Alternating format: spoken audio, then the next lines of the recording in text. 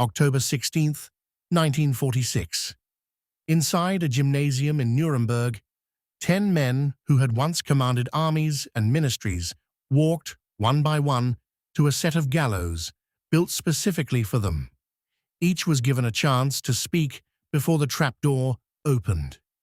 What they said in those final seconds revealed exactly who they'd become.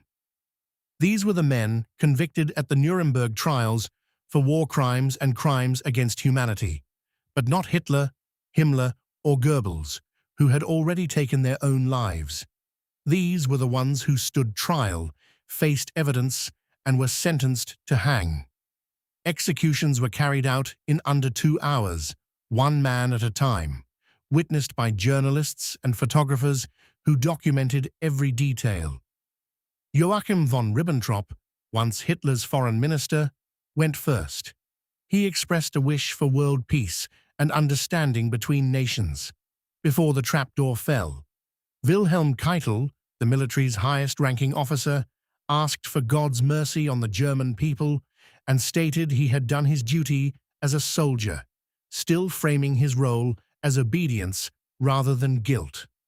Ernst Kaltenbrunner, one of the highest-ranking SS officials, denied wrongdoing to the end, insisting he loved his country and had never intended atrocities, a claim the court had already rejected with evidence.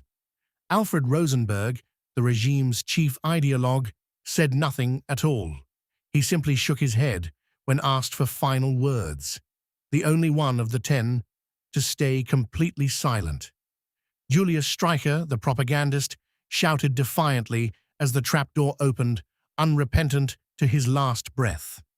And then there was Hans Frank, the former governor of occupied Poland, responsible for atrocities against millions. During the trial, he had converted back to Catholicism and became the only defendant to openly admit guilt in court. His final words expressed gratitude for the chance to make peace with his faith before dying. What's striking isn't just what they said, it's the range: defiance, denial, religious surrender, silence. 10 men, the same courtroom, the same sentence, and almost none of them faced it the same way. Historians still study these final statements as a kind of psychological record, how power, guilt, and denial look in their very last moments. Follow Hidden Verse for more hidden history.